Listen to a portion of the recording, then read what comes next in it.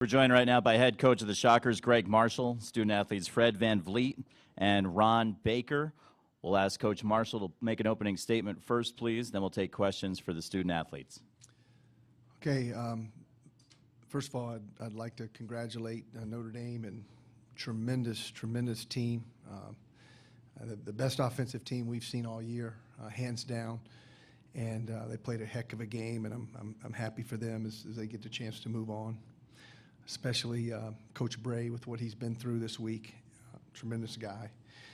And then, we'll get into it, but I appreciate the warrior spirit that these guys, after we took the 1-point lead, they came out with a barrage of threes. It was very quick. It was the way they built that lead, but these guys never quit. They fought to the bitter end, and it was a great year for us, so really proud of them. We're looking for questions for the student athletes from Wichita State. Questions for the student athletes only at this time. If you have a question for our student athletes, please raise your hand. The microphone attendant will make their way to you. We'll do one in the center section just to the right of the aisle first. Please remember your name and media outlet. Kevin Haskin, Topeka Capital Journal. Fred, when you got that lead, did you feel like you guys had gotten over a hump given how big the deficit you overcame? And then what did you think about Notre Dame just taking off from there? Yeah, we felt good. Obviously, battling back. We started off the first half terrible with being down, 18-5 or whatever it was. So battling all the way back, we wanted to open up the second half in a good way, and we did that.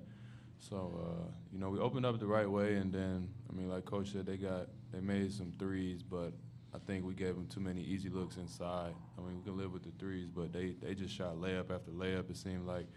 And we just for whatever reason couldn't stop them. So, we just wanted to battle, try to keep battling throughout the game, just keep running them off. But they were pretty hot, knocking down shots. So give them all the credit. Another question in that same area, right of the center aisle. For Ron and Fred, Bob Lutz from the Wichita Eagle.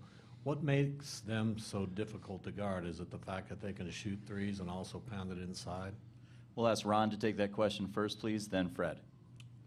Anytime you can stretch the floor with four basically guards that can shoot it like they can, it's tough to defend the screen and roll.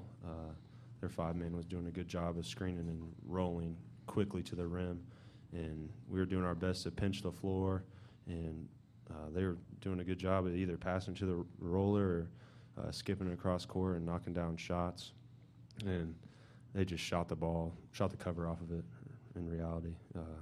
Never seen a team shoot it like they have today. Fred, same question to you, please. Yeah, they stretched the floor with guys who could shoot it. In a similar way that we did. We made the shots against Kansas. Tonight we didn't. They did. So anytime you got four guys out there that are knocking down threes, with a five-man that's going to roll and work hard and get points in the paint, it puts pressure on the defense. And we got a lot of open looks ourselves. And we just didn't knock them down. So, like I said, give them credit for making theirs. Continuing with questions for the student athletes, one all the way in the back of the room in the center. Paul Salentrop, Wichita Eagle. Fred, after you were down 18-5, then you kind of shut them down a little bit and recovered. What were you doing right at that point in the first half? We just got off our heels. We got some deflections, got a steal or two. We're able to just get a stop, I think we came out on our heels a little bit, just eager to, trying to anticipate what they were going to do. But after they made their first run, we started getting back to the way we usually play defense, and they missed some open looks as well, so that helps. And we were able to get out in transition and get some buckets. If you have a question for the Shockers student athletes, please raise your hand. Follow up back in the center. Paul Salentrop, Wichita Eagle. Fred, that kind of after you took that lead in the second half, Demetrius Jackson really got going. I think he scored one layup after Wichita State made a shot. How do you describe how he kind of turned the game around? Well, he shot the ball really well, and our game plan going there was trying to, he's so quick off the dribble, just pick him up at the three-point line, and, if he makes 4 or 5 of them, that was our game plan going into the game. And, he made, He made 4 of them, so I think that was a guy that we would let take that shot, and he knocked him in, similar to the way they played Evan last week. And he knocked him in, so give him all the credit. Continuing with questions for the student athletes. If you have one, please raise your hand. There's one in the center section to the left of the aisle. Salem News, Salem, Mass. Mike Grenier. Does Pat Connaughton surprise you for being a 6'4" guy? He rebounds so well, and I know he's known for his three-pointers, but tonight he drove the ball. Ron first, then Fred, please. I'm sorry, who? Pat? Oh, the 24, right, okay. Yeah, he's one of those kids that's kind of in between a 3-4, but he handles it like a 3, and he can bruise with you down low. Obviously, he can shoot it really well, so like I said earlier, he was doing a good job of spacing the floor on the weak side, and he was giving Jackson and Grant the opportunity to come off the ball screen and either hit the roller or pass it to him for the shot. So deadly weapon, obviously, that can stay in the corner or even post up occasionally. Fred, same question. To answer your question, no, he doesn't surprise us. We watch film, and, we respect him as a player. He's a heck of an athlete, and he's probably their best shooter, and he just competes. So he had a pretty good game. In the left-hand section, all the way to the back, Bill. Bill Roden with the New York Times. This is for both of you. I know it's fresh, but could you just describe how you're feeling now, this run, there's been a lot of emotion, there's been a lot of, and just sort of how this has been for you and how you're feeling. Ron first, please, then Fred. Deep down, I'm pretty upset. I feel for our seniors, DeKel and Darius, two guys that obviously deserve to move on and play Saturday. I wish individually I could have done more to help my team win. In just one of those games, you got to get through, and we were unable to execute on the offensive end and defensive end in the second half. Fred, same question. It's been a heck of a ride, man. It's been a great year for us. A lot of ups and downs, a lot of fighting. Got a bunch of new guys, just bringing them along, but it's been fun. It's been a great ride for us. Obviously, right now, disappointed, hurt, tired, exhausted. Like Ron said, just feel sorry for those seniors, and you never want to end on a loss, but it happens. They had great careers, and I'm just happy to be able to have play with those guys and make some of these experiences. So overall, just disappointed, hurt, but at the same time, recognizing that we had a great year, and just want to celebrate with these seniors. Likely the final question for the student athletes from Wichita. Left section, left of the aisle. Jason Marks, KGSO, for Ron and Fred. Describe this season in one word. Ron first, please, then Fred.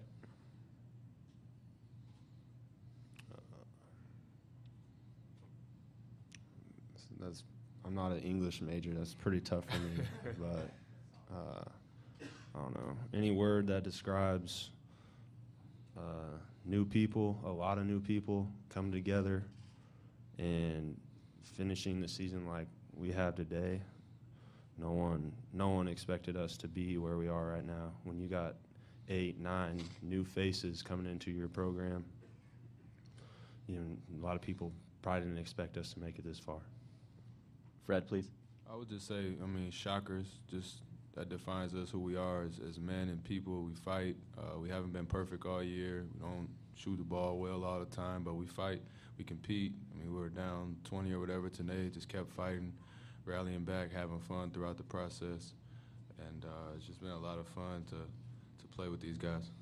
We'd like to thank Fred and Ron for joining us here in the main interview room. Job, babe.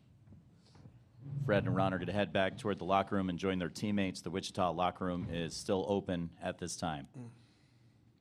We're now looking for the first question for Coach Marshall.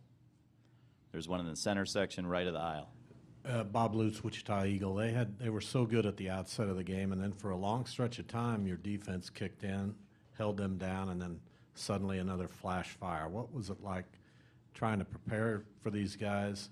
And then in the course of the game, what did you see happen in those sudden changes? Bob, just from studying the film of them, you could tell what a dynamic offensive team they were. There's nobody you can cheat off of. Each one of those 5 guys, and they play a lot of minutes, are dangerous. Demetrius Jackson is so good off the bounce, and we were able to keep him out of the paint and away from the rim for the most part, but then he knocks down 4 threes. At the beginning of the game, it started with him. He made 2 of the first 3 threes to begin the game. We were on our heels a little bit, 18-5. Wasn't happy in that first media timeout. And then we just started to play, and we started to chip away and got it to 3 at the half, and then took the lead. And then same thing, the same guy, really. He makes 2 threes. He gets to the rim, as Paul mentioned. I mean, and there were other guys. I mean, I'm not just saying those, but Demetrius Jackson, I think, was the catalyst today, and knocking down those shots. And he did it at the beginning, and then he did it after we took the 1-point lead. So I've never seen a 1-point lead get out of hand so quickly, and it did tonight because of their firepower. In the left-hand section toward the back.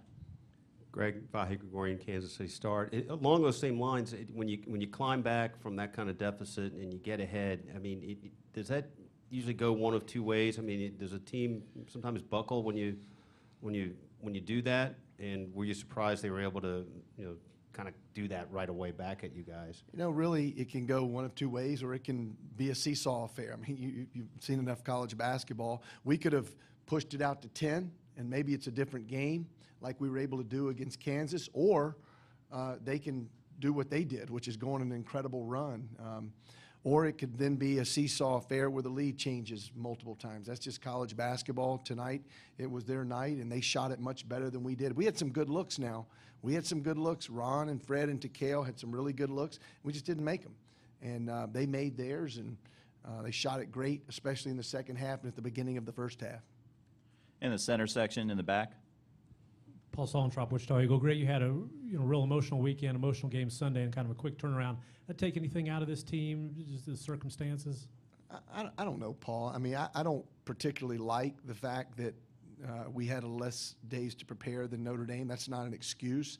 I don't like the pod system or whatever they call it, where you play Sunday night, you get back late, and then you're back on the road on Tuesday, when the other team has an extra day plus less travel.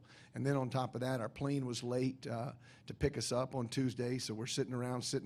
We finally practiced about 8:30 for an hour and fed the guys about 10 o'clock. So I didn't like that. It's not good, but that has nothing to do with the game. The better team won tonight. And as I mentioned, Mike Bray's one of the great guys in the business, and if you got to lose in the NCAA tournament, might as well be to a guy like him. If you have a question for Coach Marshall, please raise your hand. There's another one in the center section, just to the right of the aisle. We'll use the right-hand microphone for that. Kevin Haskin, Topeka Capital Journal. Gregg, can you kind of just put a overall feeling on this season? These guys kind of acted as if maybe they overachieved just a little bit, but I don't know how you feel. Well, I think, Kevin, when you can go through a season like we did with 5 veterans, that's it, 5 guys that have played Division I basketball. The rest of the 8 scholarship guys are new.